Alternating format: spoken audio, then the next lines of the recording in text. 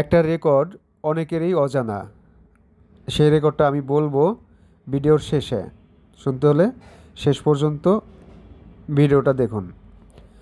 তার আগে বলতে চাই, আজ এশিয়ান কাপের মূল পর্বের লড়াইয়ে বাংলাদেশ নামবে শক্তিশালী চাইনিজ তাইপের বিপক্ষে। ম্যাচটি শুরু হবে বাংলাদেশ সময় রাত 10টায়।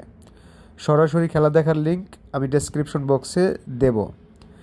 এই ম্যাচে বাংলাদেশ চাইনিজ তাইপের বিপক্ষে জয় ছাড়া বিকল্প নেই। প্রথম ম্যাচে জর্ডানের বিপক্ষে বাংলাদেশ পেয়েছে ড্র করে 1 পয়েন্ট। শেষ ম্যাচটিতে আজ জিততে 3 পয়েন্ট নিতে হবে বাংলাদেশকে। সেক্ষেত্রে 4 পয়েন্ট নিয়ে এশিয়ান কাপের মূল পর্বে খেলতে পারবে অর্পিতা বিশ্বাসরা। যদিও ফিফা র্যাঙ্কিংয়ে 42 নম্বরে থাকা চাইনিজ তাইপেকে হারানো বাংলাদেশের জন্য মোটেও সহজ হবে না। সবশেষ এই দলটি বাংলাদেশে এসে খেলে গিয়েছিল গত বছর। ঘরের মাঠের সেই দুটি ম্যাচে বাংলাদেশ হেরেছিল, প্রথমটিতে 4-0 গোলে, দ্বিতীয়টিতে 1-0 গোলে। তবে আজকে হারালে নতুন করে একটা ইতিহাস রচনাই হয়ে যাবে। এফসি এশিয়ান কাপের মঞ্চে সিনিয়র দল এবং অনূর্ধ্ব-20 দলের পরে জায়গা করে নেবে অনূর্ধ্ব-17 নারী ফুটবল দল। তবে অনেকের কাছেই এটি অজানা একটা রেকর্ড বাংলাদেশের আছে। এএফসি এশিয়ান কাপের মঞ্চে বাংলাদেশ এর আগেও খেলেছিল। 2005 সালের সেই আসরে বাংলাদেশের মেয়েরা খেলেছিল সরাসরিভাবে।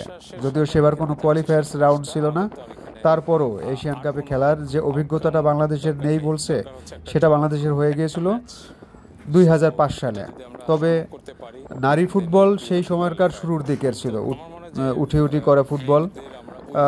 সেই আসরটা বাংলাদেশ খুব একটা সুখকর করে রাখতে পারেনি। এবার যদি সিনিয়র এবং অনূর্ধ্ব-20 দলের পরে 17 দলও জায়গা করে নেয় মূল পর্বে, সেটির জন্য আশ্চর্য হওয়ার কিছু নেই।